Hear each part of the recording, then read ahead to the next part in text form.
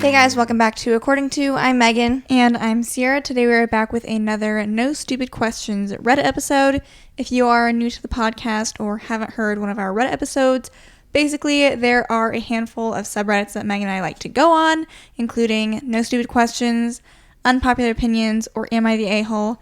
And for the No Stupid Questions Reddit specifically, people basically just ask any question they think of that they're maybe worried sounds a little bit stupid, but this Reddit is supposed to be a judgment-free place, and sometimes that can lead to some funny questions. So, we will jump into those in just a second, but we always like to start off with our weekly spotlights and just general catch up with you guys. So, let's see. My weekly spotlight, I feel like I have been catching up on my sleep. I had, like, the best nap ever. Me too. Yesterday. And usually, like, I don't really like taking naps. I don't want to, like, feel like I'm wasting my day away. And I also sometimes just, like, I'm like, I need to be doing something else. But yesterday was, like, the first day in, like, quite a while where I just, like, I really had no plans yesterday, nothing going on. And in the midst of all that, I was like, okay, I think I'm going to, like, read for a little bit. And then I ended up taking, like, a 2-hour-long nap. And it was just, like, basically really did good. the same thing. Because Megan and I had both. We like kind of went out and then we came back and we were like, okay, I think we'll read for a little bit. Because we made plans for the evening to watch Red, White, and Royal Blue. So we kind of like didn't have anything specific for the afternoon. And so we both separately went to our rooms to read. And we both separately ended up taking like 2-hour naps, which my nap also hit very hard. I think I just like I hadn't gotten the best night's sleep this past week. And so I don't know if like I had sleep debt that I need to catch up on, where like Saturday my body was like, sleep, you need it. Hopefully as we continue into this next week, hopefully I feel like my sleep is better. We can talk a little bit about our thoughts on the Red, White, and Royal Blue movie since we both saw that yesterday. I feel like it was kind of like, it was exactly what I expected it to be, if that makes sense. I mean, I haven't read the book in a while, so I don't fully remember like if there were specific scenes that were cut out that I wish that would have been in it. I know they had to like cut out some of the characters that were in the book that then weren't in the movie. Mm-hmm. But I thought they did a pretty good job. I enjoyed it. I thought there's some funny like one-liners and stuff. Yeah. I enjoyed it overall. I do think that having not just read the book, I wasn't so like aware of maybe anything that like they changed specifically, but I do know like there were some things here and there that were different. But like there wasn't anything. I was like, I can't believe they didn't do this that was in the book or vice versa. So I thought it was pretty good. Yeah, I enjoyed it. The Iowa State Fair is currently going on. So we went on Friday after work. And I don't know that we'll be back. If anything, we might go back like one more time. The grandstand is like the big concert venue at the fair. And Megan and I were like looking at concerts and stuff going on just for fun. Not that we're going to buy tickets to go to the concert, but since it's in the grandstand in the fair, you can kind of hear the concert anyways if you were at the fair. And Sean Kingston is going to be performing with Ludacris. He's a guest on last performer. Day. And so we were toying with maybe if we go to the fair like next Friday around the time he's performing, like we might be able to like hear some Sean Kingston songs. So we'll see. We'll see if that actually ends up being something we want to do. But otherwise, I mean, other stuff. So the fair is known for their butter sculptures, specifically the butter cow. They have that every single year. And then they usually have a couple other butter sculptures that are, you know, completely sculpted out of butter. And so some of the sculptures this year, they had a Caitlin Clark sculpture. And, I mean, I'm sure it's hard to make anything out of butter, but they kind of did Caitlin Clark dirty with the butter sculpture. It does not look anything like her. Which, honestly, like, to me, that's almost better. Like, if it looked, like, kind of uncannily like her, but still bad, she'd be like, does that look like me? But it's, like, it doesn't even look like her at all, and it's still bad. So I wouldn't bat an eye if I were her. Not bad. It's probably hard to It basically just looks like we needed a woman playing basketball. Is what they made. And it doesn't really look like her. And then Haley, our sister, she went to the fair like the day after us, and they also had a butter sculpture of Jack Trice, who was like a famous Iowa State football player, and I guess it wasn't cold enough or something within the statue display because his arm fell off. So, yeah. I wonder if they fix that or like what do they do? I don't know.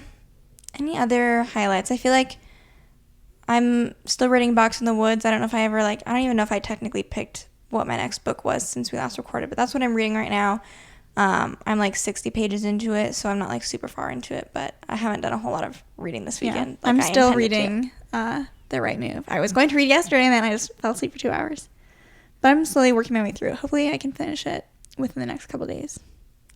I honestly, too, like I feel like usually I've been more planned out with like, okay, I'm going to read this next, and like, I'm kind of just like, I don't really know what I'm doing right now. So after I'm done with this book, I'm like, who knows? Not sure what my next read is going to be, but I'll figure something out, so. Anyway, do you have anything else to say, or should we get into some not stupid questions? Let's go ahead and jump in. Okay. First one I have. Is it weird to sit in Barnes & Noble and read? I, 15 male, don't really have any friends, so after school I like to go to Barnes & Noble because I love to read and can't afford books. Plus, it's right around the corner from my school. There's a place to sit in there, so it has never crossed my mind that it was quote-unquote weird, but today a lady that works there approached me and told me that being here all the time creeped her out, and this really bummed me out. I feel stupid and don't want to go back. This makes me feel bad for him. It's not weird to sit and read in Barnes & Noble. It's very normal to do that.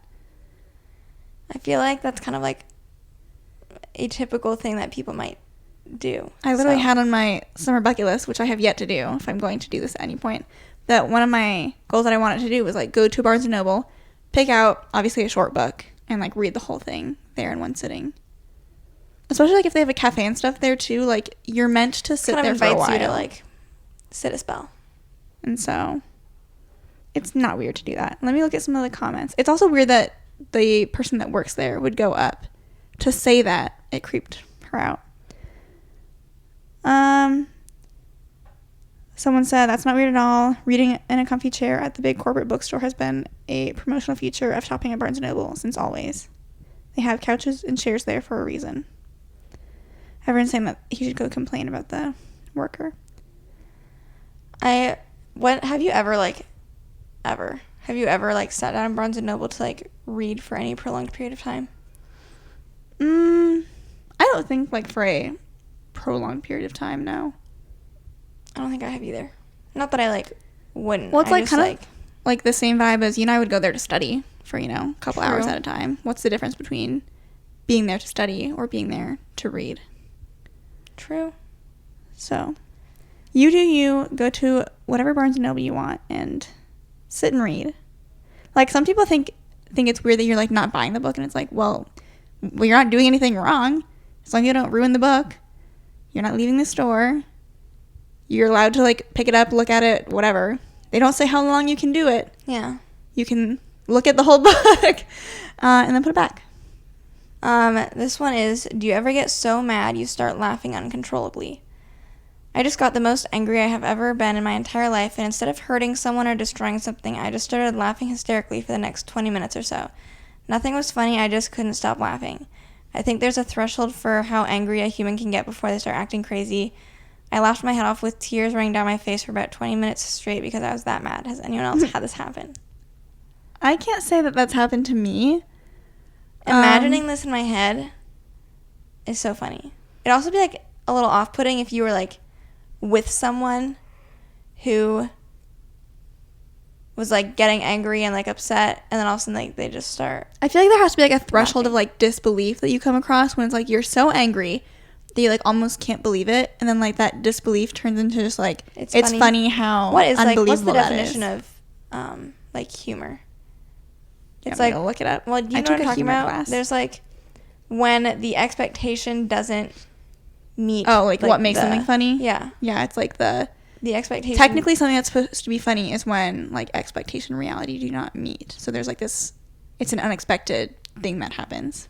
If that makes sense. That was an awful way to describe it, but I'm just like, so in a situation where someone is getting like so unbelievably mad, I feel like you talking about disbelief like kind of makes a good amount of sense, because it's like you're so angry at someone, you can't believe they did this. What you had expected was not at all what happened. So it could be funny in a way. Like it would make sense for that to happen. I don't know like what this is exactly, but I was just Googling. See, okay, this is the first humor. I said humor is the unexpected juxtaposition of incongruities. That's a lot of big words. If you had something better. Well, this was just like the first comment response was, I have done it very briefly. I've also witnessed it. Just the other week, actually, it was very horrifying for the onlooker. Which is what I was just saying. It's probably kind of off-putting. Like, you literally think the person's, like, going insane if that were to happen. I feel like. Or I think this other thing I'm saying, now that I'm looking into the philosophy of humor, like, related to perception, and so when things don't match or, like, they're incongruous from your perception of the world, then things are funny if they're, like, different. I don't know. I took a whole class on the humor in literature when I was in college, so I may be a bit of a expert in this, you might say, as I'm Googling stuff. Okay. I don't know why I keep yawning, but wow. Next one. This one has 15,000 upvotes. I think it's just like a funny scenario. The question is it weird that my boyfriend doesn't wear underwear? Let's just like start there. Generally speaking, it's a little strange. I know that it's not uncommon though. Like there are people out there who just like don't wear underwear, you know? I personally like feel the need to wear underwear. I don't really get, like they say it's more comfortable and I'm like, how? With like the different like types of, you know, jeans and other pants, I'm like, that doesn't seem very comfortable. But to each their own, I guess. If it doesn't affect my life, you do what you want. Anyway, then she continues. My boyfriend never wears underwear no matter what he's wearing, jeans, cargo pants, shorts, etc. From a comfortability and sanitary perspective, to me it just seems gross and I've never understood it, but he prefers it this way. Whenever he comes over to my apartment to hang out, I ask him to take off his pants when he's sitting on my bed. No outside clothes on the bed. So because he doesn't wear underwear, he ends up being completely naked from the waist down, and gives me a hard time if I ask him to put on shorts. We argue about this every time he comes over. I think it's so weird that he does this, but he thinks it's completely normal. Am I overreacting? I can't believe that's a situation that she... I honestly would be like, you need to pack a different pair of pants then if you're coming over here. Yeah. That brings up another conversation about like people who are like outdoor clothes people that we can also talk about. If I feel dirty and gross, then like I'm not gonna make myself comfortable on my furniture in my bed. Like, so whether that's after working out, whether like it was a hot day outside and I was like sweating a lot or whatever, then like I try not to like soil the furniture or the bedding or like, whatever. especially because like I'm a pretty comfy like on the floor person. Like I will just sit on the floor, lay on the floor, and like that's fine. If I like, but I'm not like a strict like outside clothes not allowed on especially furniture on my bed. if you have guests come over. Like to me, that doesn't make sense in general. How do you accommodate guests when they come over then? Yeah. Like if you invite people over, they obviously had to go outside to then come inside to your house. So what do you mean they can't sit on your furniture? Or is it like the bed specifically? Like, oh, like they can sit on this chair, but my bed is off limits. Specifically, which, okay. I don't know. I'm torn because like I just really don't understand like outside clothes people so much that I'm like asking him to take off his pants so he's sitting butt naked on your bed is a little bit ridiculous to me. So I don't know. Well, that's ridiculous, yes. I think you guys need to compromise, and he needs to have a permanent pair of your house shorts that he keeps there. Pajama shorts there or something. Because this situation, like, is a little insane. Any, like, relevant comments that would be interesting? In my country, when we ask a guest to take their pants off, we all take our pants off to make them feel more comfortable. I think that's a joke. But that was the first thing that I read. I don't know. Okay, my next one is, do you tell your hairstylist / barber that you like your hair even if you don't really? Hold on. Someone said, so he goes pantless but keeps his shirt on? Like he Winnie the Poohs whenever he visits? That's all. Okay. Did you hear my... No. Do you tell your hairstylist / barber that you like your hair even if you don't really? So I've been cutting hair for a little bit now, and when I'm done, I ask my client if they like it, and they always say yes. Recently, I started to ask if they like it, and then ask if there's anything I can change before they head out.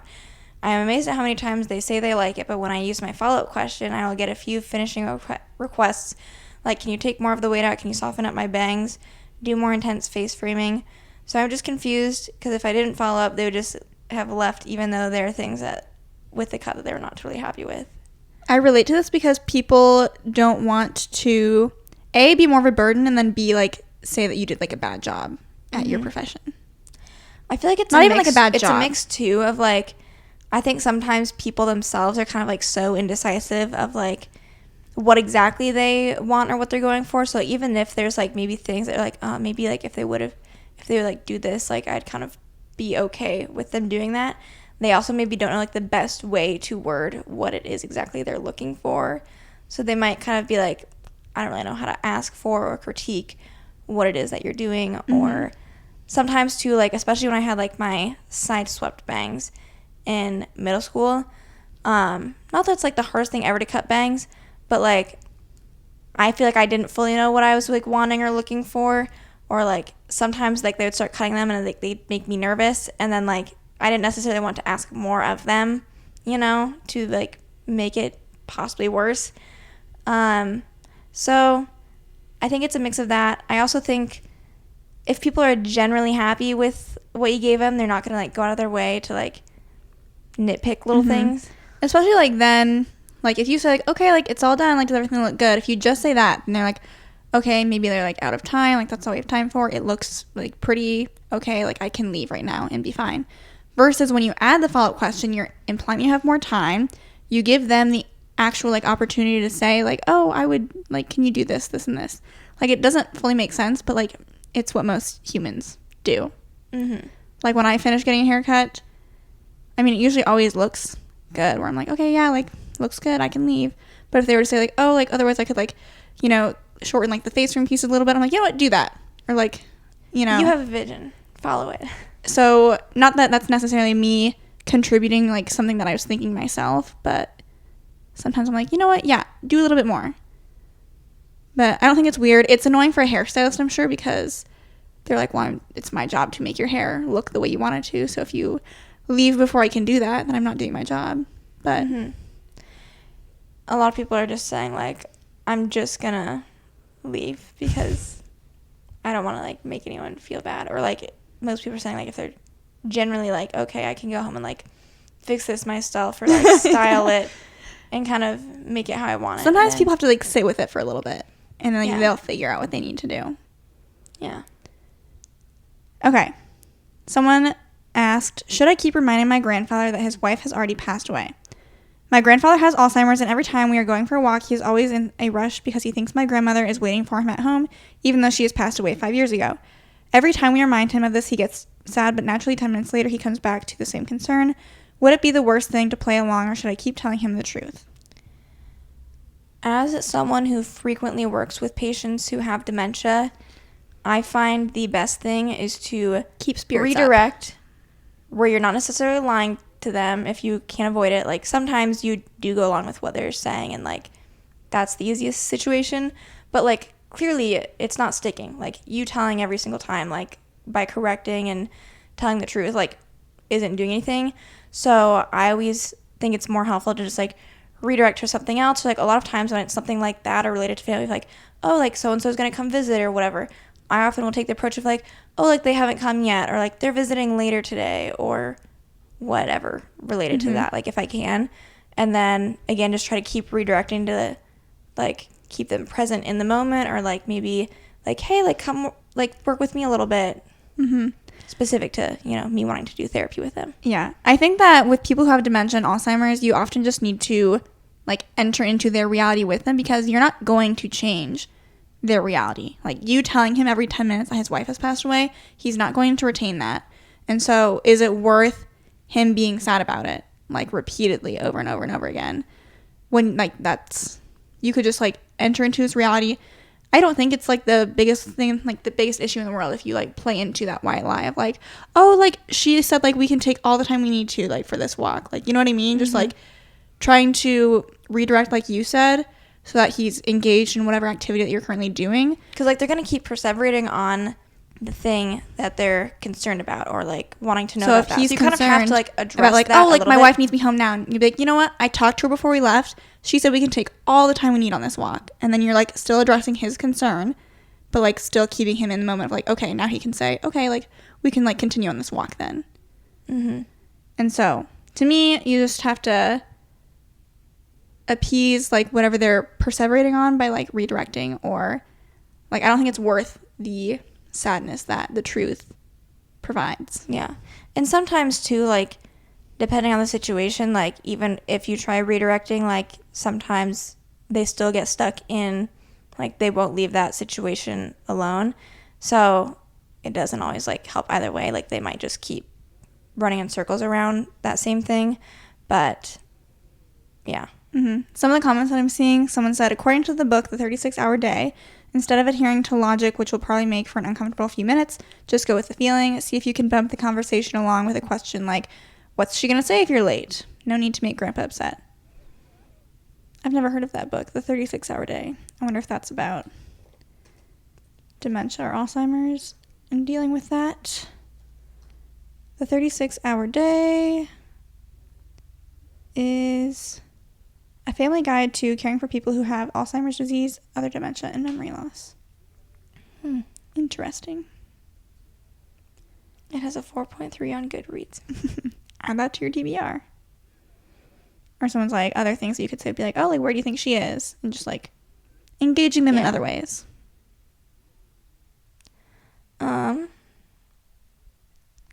Your turn. Okay. What is the best way to tell a woman that I'm not attracted to her romantically without having some drama? I have a friend. She keeps making passes. I'm not attracted to her. I've told her a couple times when she asked to hang out that I'm busy, etc. She is not getting the message. I don't want to hurt her feelings, as I know women can take the rejection easily. I have had this experience in the past. I really don't want to ghost her or ignore her or give her a cold shoulder. How can I approach this without being blunt, or is there no other way about it than being blunt? I have a couple different things with this. First of all, I'm like, are you friends? Because if she's trying to hang out with you, and maybe they're like friends in a group, and so he like fair enough wants to hang out with her in a group. Then like this initial one kind of like sparked or made me think about just like other situations we've been talking about, like how people need to like get a little bit more of a backbone. This isn't exactly related to like this scenario, but I felt like it kind of tied in. We want to talk about it anyways. Because so he's saying he's kind of like talking in circles around her, or like kind of like, oh, like I'm busy. Sometimes like you need to be blunt, and you could do that like not being rude. Yeah, you don't have to say like I'm not attracted to you. Say just be like, I don't really see anything like going on between us, so like, I'm not like interested in pursuing that. This like reminds me of a TikTok Ciera just talked about too, where it was like some people like they complain about something, but then like they constantly keep feeding into the situation or a person that they're complaining about, but then like they're not cutting it off either. So in the TikTok example, it was like talking about like a girl saying like, oh, this guy won't stop texting me, he won't leave me alone, blah blah blah. And it's like, well, do you keep responding to him? Yeah, well, I don't want to make him feel bad. Well, then he's going to keep texting you. He's going to keep texting you then. So, same thing with this situation of like, if she keeps asking to hang out and I keep like saying I'm busy, well, then she's going to keep texting you until you're not busy. Yeah.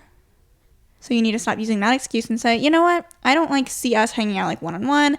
I'm not interested in you in that way. And like, yeah, it might like kind of hurt her feelings, but like nothing that I don't think she would cause like drama about it, especially if you're friends. Yeah. I just think people need to be more, if something is really bothering you that much, I just think you need to like be a little more straightforward with it. To say like, hey, look, I have kind of been like avoiding talking about this, but I think it's best you know XYZ thing. Yeah. And then you can both move on. Okay. Next one. I know it's mine. Are you ready for the next one? I was kind of looking at some comments. A lot of people are saying like, be honest, be blunt, just be kind, respectful, and truthful. Don't make assumptions about like how she'll take it. Yeah, that's sexist to assume that she's going to cause drama because she's a woman. Yeah. Okay. This one's a short one. I weigh myself before and after I poo. Is this weird? Most mornings, I, male 30, try to weigh myself before and after a poo. My wife said this is very strange and nobody else does this, but I think it's valuable information about my body. Who is right? Who am I to say it's not Some valuable people to him if it is? Some people like weigh themselves, like they have a schedule of like when they weigh themselves. I don't have a scale, so I can't comment one way or another.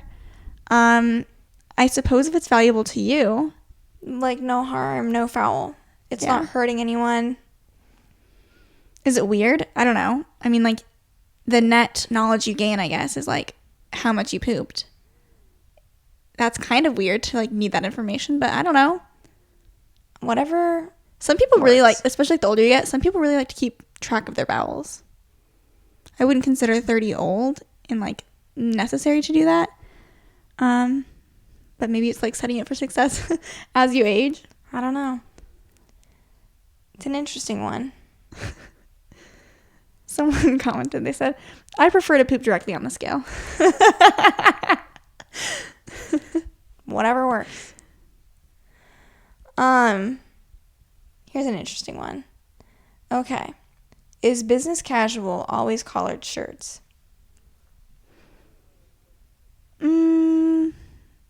I would say yeah. What about a sweater? You could do a sweater. His description is, can I wear a Ralph Lauren sweater? Oh, yeah. It's my first day on You know the what job. you can do? Wear a collared shirt underneath the sweater. That'll really show them. That's definitely going to be business casual. A sweater, I think without a collared shirt as well, is fine. Most other situations, I think you're going to need a collared shirt. I don't know what other shirt you're wearing without one. I agree. I'm like, I know like a collar is like for when you have like a tie or something, but it's just like funny, like you can wear without the tie and it's still like business casual, but like you need the collar. Yeah. Well, they don't just make button-ups without a collar. They probably do. They probably do, but like It'd be weird. gross. Next one. Again, this one's like a short, not really stupid question, but funny one. Why do people always say tuna fish when referring to it as a food, but never chicken bird or even salmon fish or trout fish, etc.? Tuna fish. I feel like I don't know. Someone in the comments Is it does tuna have an fish? answer. Okay, maybe I'll just let them answer then. Fun fact. Tuna and tuna fish are meant to refer to separate things. Tuna is the fish that's in the sea and is like fresh and in fillets, and tuna fish is the stuff in the can or the little bag. Nobody is usually that specific one way or another, but that's why those words exist. Really? If anything, you would kind of think it'd be the opposite. Where like the actual fish would be tuna fish, and then in the bag and stuff would be tuna. Tuna gets a bad rap, I feel like. Everyone always hates on tuna and they're like, it smells bad. I think tuna's good. I don't eat it regularly. I think tuna can be, it's good. It's better if it's like you mix it with Miracle Whip rather than mayonnaise, because then it like, I just feel like the flavors complement the fish better. Otherwise, it's like not enough flavors going on. I enjoy it every once in a while, but not often. Yeah. I mean, I feel like Dad, he would always have like cans of tuna. I used to like not really know, like, I didn't really know what tuna was, I feel like. I was just like, what exactly? You're like, you're just popping open a can of tuna, whatever this is. Like, it would just be like mush when it's all like mixed together. And it's like, what is this really? I don't know. Interesting. I always knew it was fish. I don't know what I thought. Anyway, I would say not a stupid question. That is interesting that we do that. That also reminds me of a TikTok that I saw where it's like, when everyone's, why do we say Caribbean except for when we talk about Pirates of the Caribbean? I don't know. Like, I don't know either. I don't know who decided that. And it's like, it's weird if you would say Pirates of the Caribbean. Like, everyone would be like, no one says that. And it's like, well, we say Caribbean like that otherwise. So, yeah. I think, honestly, I didn't realize that it was the same thing until, like, much after the movies came out. I think that I also used to, like, say Caribbean, like, outside of the movie. And then I, like, grew up a little bit. And, like, switched. Maybe you learned it from the movie. Maybe. Okay. People who line up outside of businesses before they open. Why? I work at a UPS store. Sunday we open at 12 o'clock. I do not unlock the door until 11:57. Full stop. I'm not opening up early just because some old lady orders stuff on Amazon every single day and has bingo to get to at 12:30. I just don't understand the behavior. They try to open the door and then get mad when it's locked, even though the sign right up front, in front of their stupid faces, says we open at 12. Do they even know what time it is? I mean, I guess, like, the question is, like, do you want to, like, wait by the door or do you want to wait in your car? I would guess it all just has to do with, like, wanting to make this as fast as possible and being there right when the door is unlocked. There's been a few times where, like, I didn't really realize what time it was, and I kind of didn't think, like, oh, they might not be open yet. And so I go to just go into the store, like, when we were in Wisconsin. We're up in the morning. We were going around a couple different places. Some places were open already. So we saw there's a bookstore nearby, and we were like, oh, let's go check it out. And we, like, walk. I don't know if we actually, like, tried opening the door or not, or if we were just like, wait, it was like 1 minute from when that it was like opened. 1 minute, and we were kind of like freaked us out a little bit. We were like, we're like gonna be like that eager to like get into the store. Then we actually found like a different bookstore to go to, so we didn't try that one. But otherwise, usually it's only like I'm only there like right when a place opens. I feel like if I was already out doing something and I want to like, it's gonna make more sense for me to like be ready to go and get in. I stood outside of like a Best Buy before they opened because like I was already around the area, and I was like, either wait in my car or wait right by the door. And then also, I think that when you see people waiting outside, you're like, oh, everyone's waiting outside, and like you join them. Versus like if no one was out there, maybe you'd like, okay, I'm gonna wait in my car because no one else is out there. So like the people okay it when there's more people standing in line. So I mean, I don't think it's weird. I think it's just, I mean, at the end of the day, if you're not opening the doors early, okay, I'm just waiting. Yeah, I'm just waiting for you to open the doors. Okay. I don't try to make it a habit to do you that. have any interesting comments from the people to share? I do this at a bakery would make sense. I will say that. I do this at a local bakery that just opened. That's because bakeries, like, it's you first come, get first there. serve. So that would actually make plenty of sense. I worked in retail. This was one of my biggest pet peeves. They act like we don't have stuff to do before getting people or letting people in. Maybe they're just waiting. My goodness. It doesn't, as long as people aren't being annoying. I mean, I've never worked retail, so I don't know what people do when they're waiting in line. And maybe it gets crazy. I don't know. But if they're just waiting, then, like, who are you to say you're not allowed to wait outside the store? So, those are the only two comments. Okay. I don't understand when urgent care should be used. I've been getting dizzy spells. One day it got really bad where I was like, something is wrong, and my doctor wasn't available. I went to urgent care. They checked me in, and the doctor said it was inappropriate for me to be using urgent care for this. Everything I look up says urgent care is to fill the gap between your doctor and the ER. I didn't think this required an ER visit, as it had been a long-standing issue that had just gotten really bad that day. Urgent care seemed to fit the bill until I got chastised, and now I have no clue again. I feel like that fits the bill with, like, going to urgent care. I feel like that fits the bill, especially, well, here's what I would say, maybe, where I could see maybe where the doctor's coming from. If she was actively having, like, a dizzy spell and it was bad, then I could see the concern. But I think where the doctor's probably getting from is, like, if this is a long-standing issue that you've, like, had and you're concerned about it, like, maybe it's worth then setting up an appointment with your primary care provider to discuss said concern. But if, like, that episode is that bad, then, like, what's she supposed to do? I think urgent care. Like, I've heard of plenty of people going to, like, ER or urgent care for vertigo. Yeah. Which is what it sounds like. Like, I probably would have gone to urgent care over the ER in that situation. Someone said, urgent care doctors are pissy. You did the right thing. Don't listen to them. I mean, because Meg and I, when we were pulling up questions, we have to make sure we don't pull up the same ones. And so we were talking about, like, in our lives, how do we think about, you know, when to use urgent care versus the ER? And I think our understanding is very in line with this person, where if you need to go to the doctor right now, but it's not an emergency situation, you go to urgent care. And then if urgent care is closed, you'd go to the ER because they're the only ones open.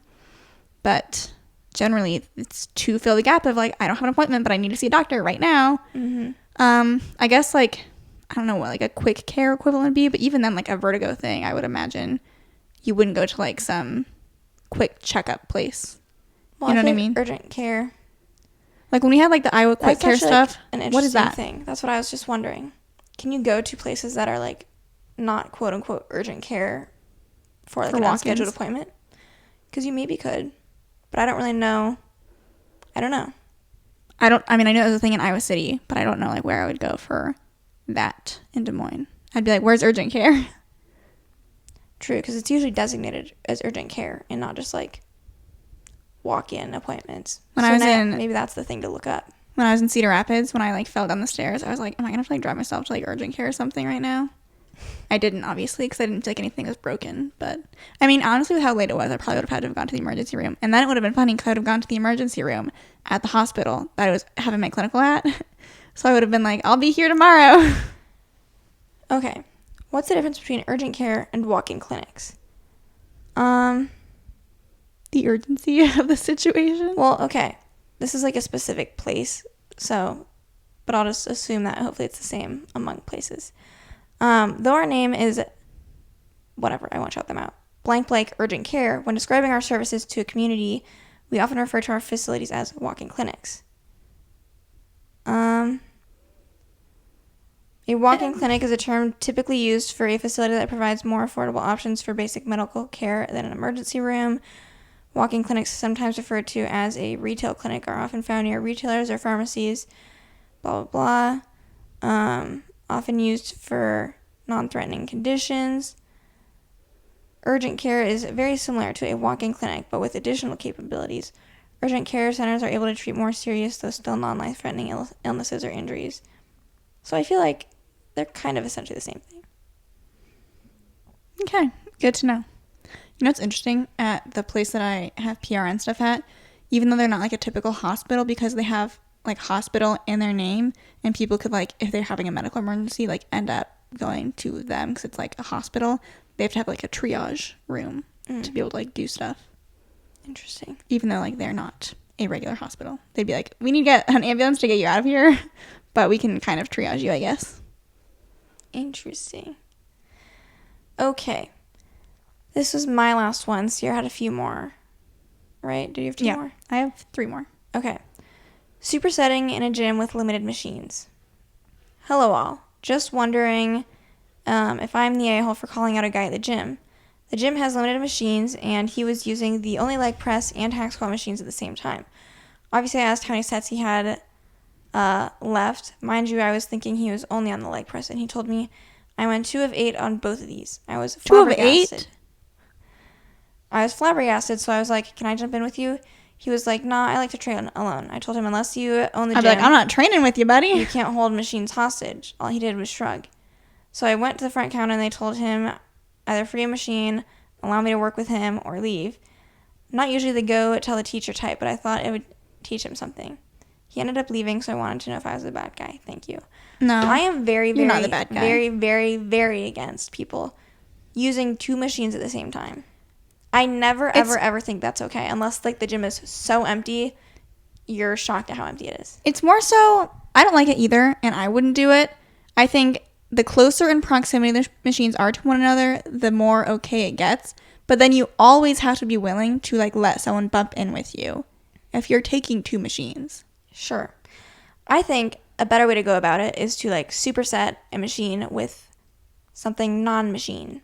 Like, have, like... there are a lot of people, though, that exclusively work out with machines. I know, but you got to do 1 set at a time then. Or, like, I just think they're, like, a cable machine, perfect thing to superset on. Because, like, you can do different things on the cable machine, and you're just using one thing. But I always, like, if I'm in a gym and the machine is, like, empty, but then someone's things are right by it, I'm like, it just confuses me. I'm like, well, then I'm guessing I can't use that. But also, where is this person? I hate, and this is just, like, me, like, hating when people, like, interact with me anytime. But, like, if I'm at the gym, they're like, oh, can I, like, bump in with you? And in my head, I'm like, no, like. I've never had that happen to me. I've had it happen, like, only a handful of times. And I'm, like, usually just like, oh, like, I'm done. You're in luck. I just finished. Even though you, like, just got there. No. I mean, usually I usually exclusively do 3 sets of 10 anyways. So I'm, like, I will be done in, like, 5 minutes, I promise. Like, you can take it then. I actually prefer, though, like, I would be the type of person that, like, would observe, and then, like, if someone's leaving, then I go in. Like, I had someone last week, I just finished using the squat rack, I was leaving, they're like, you done? And I was like, yeah. And then, like, they go up and take it. I don't like working in with people. They were ready because they thought you were kind of finishing up. Yeah. Like, I get it. It's just, like, a me thing. I don't want to work in with other people. Yeah. Anyway, is it my turn? That was my last one. Okay. How should I say I want a traditional relationship without sounding like a sexist? I'm in my mid-30s, looking for a partner. I'd really like someone who wants to get married, have kids, and take on a domestic role in managing the house and raising the kids. But I also want a 50-50 partnership with that person. I don't believe that she should be submissive, and I don't want any religious views about the relative worth/value of men and women. Basically, I'm a modern liberal guy with a good job who is fortunate enough to be able to support a household on my income alone, and I want a partner who would embrace the quote-unquote traditional woman role, but without a lot of the sexist baggage that comes with it. That seems How like it can should I be easy. explain... What? I feel like you should have people lining down the block. How can I explain this in a dating profile? I don't want to attract highly religious people, and I don't want to immediately turn off liberal women. That's actually interesting. Like the last little bit there. In a dating profile, I don't feel like it needs to be that deep. Like, I don't think it I'll does be either. straight up. I just don't. I think it'll come up later. And Yeah. it doesn't need to be, this is what I'm looking for. Mm-hmm. Yeah, on I the mean, dating profile. trust me when I say there are plenty of women out there who would be okay with that. She'd be like, I just gotta stay home and like be a trophy wife. I'll do that. Right? But yeah, when I initially picked this one out, because I feel like some people are like, oh, like I want, like this is what I want my life to look like. How do I like get that? It seems so unrealistic these days. And I'm like, I always say there is someone for everyone. And so while he might want this, and like there's a lot of women who would not want to like fill in that traditional role of like just being the homemaker, what do they call it? Homemaker, taking care of the kids. That's fine for that woman. He will find someone who wants to be the homemaker, and like a woman who wants to be the homemaker and is looking for a guy to then take care of her. Like those people find each other. Mm-hmm. And so you don't need to say like, what do I need to change, or like adjust about the life that I want to appease other people. You'll find someone who fits in with what you want. Yeah. But then I do understand, because that is traditionally like, typically a woman who wants that kind of role would maybe have different ideals and beliefs than maybe he has. But you just gotta work through. That's what the dating process is for. Yeah. And you'll find someone. Someone said, talk about what you can offer, not what you expect in return. A woman will be able to make inferences from there. He'll be fine. He'll be fine. Someone said, put exactly what you just wrote in your dating profile. Where? That's too long. Okay. Next one. What is the correct answer to the question, do you know how fast you were going when you get pulled over by a cop?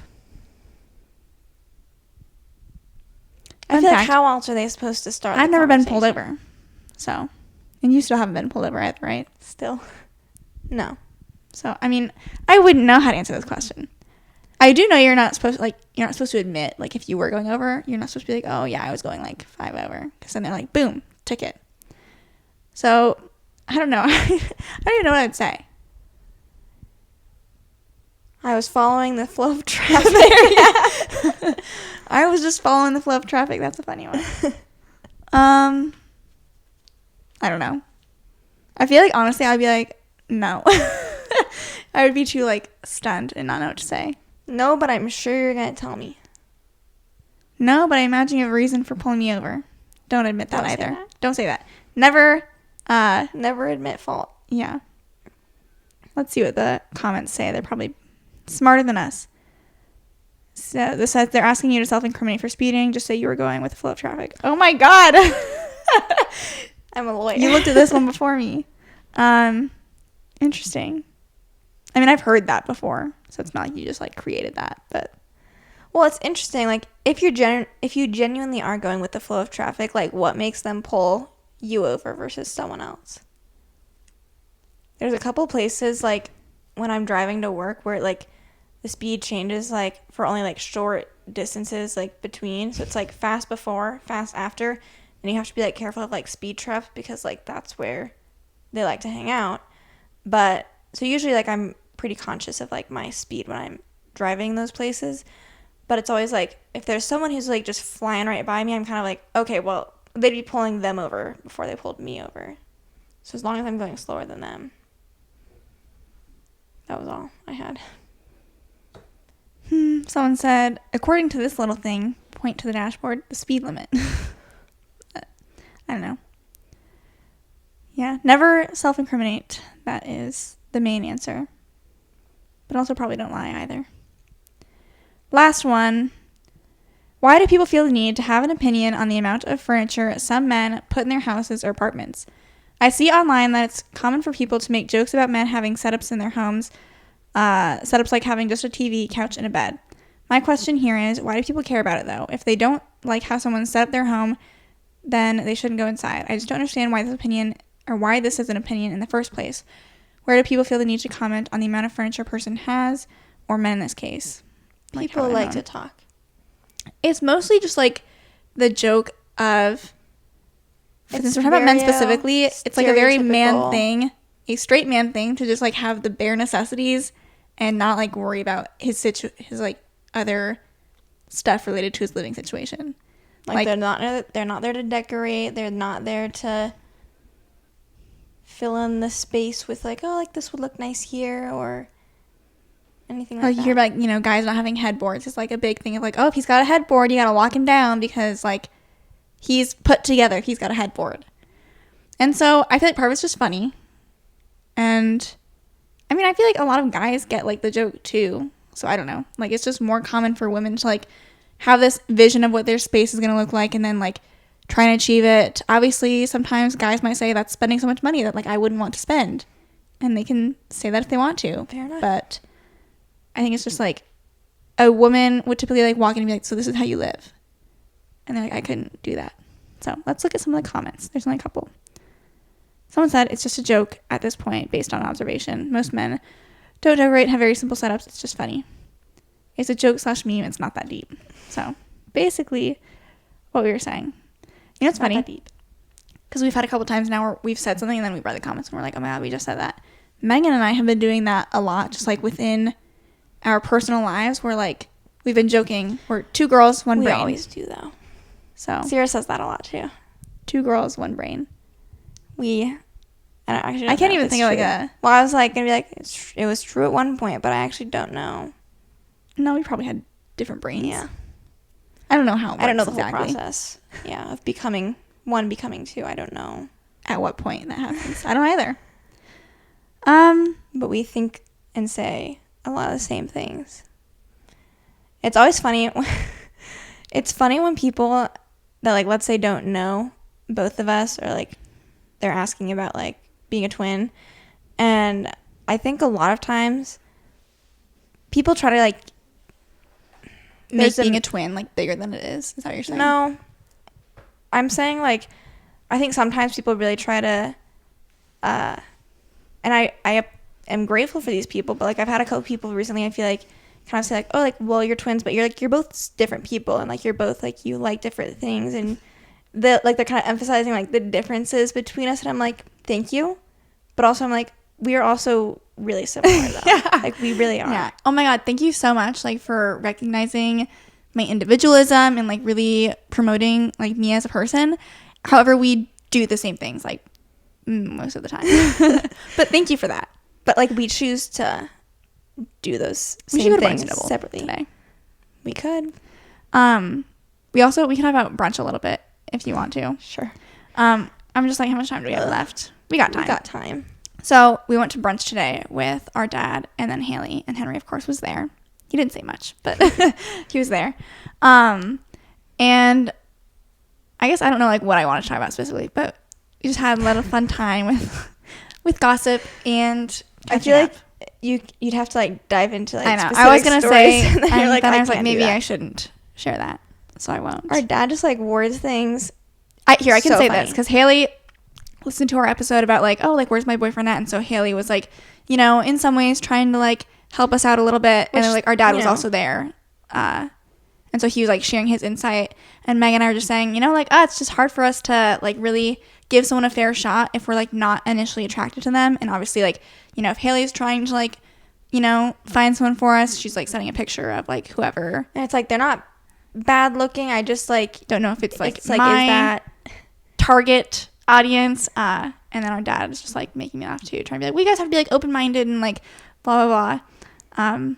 So all that to say, if you guys are curious how the date before our birthday is going, no updates thus far, but we're aware that the date is approaching, so we are still trying to work on it, And there was at least one person who said they were setting a goal for themselves too. So hopefully it's going well for you. Yeah. I try and be, like, Hinge is obviously the easiest place to, you know, be most mindful of, like, how this could occur, how this date could happen in the next couple weeks. And I'm trying to be open-minded. I am. But, like, if I'm not attracted to them, like, I just can't do it. So, waiting to find that 1 in a million person where I'm like, you know what? They might be just attractive enough. And then we can build. I feel like I sound like I'm so, like, thinking I'm hot stuff. Like, oh, I can't go out with someone who is not like a 10 out of 10. But I'm just saying what I feel. And I'm not going to go on a date with someone who I'm not attracted to. And unfortunately, I feel like my standards Your are very biology high. determines, like, you can't, like, make yourself attracted to someone. Exactly. So I feel like I don't feel that bad about I it. feel like a lot of people are like, I get it. Like, fair enough. Anyway, that's all I had to share, I guess, from brunch. Well, hopefully you guys enjoyed this episode. If you did, make sure you like it if you're watching on YouTube, or you can rate our podcast wherever you listen. Follow us on Instagram, and we will see you guys next Thursday. Bye. Bye.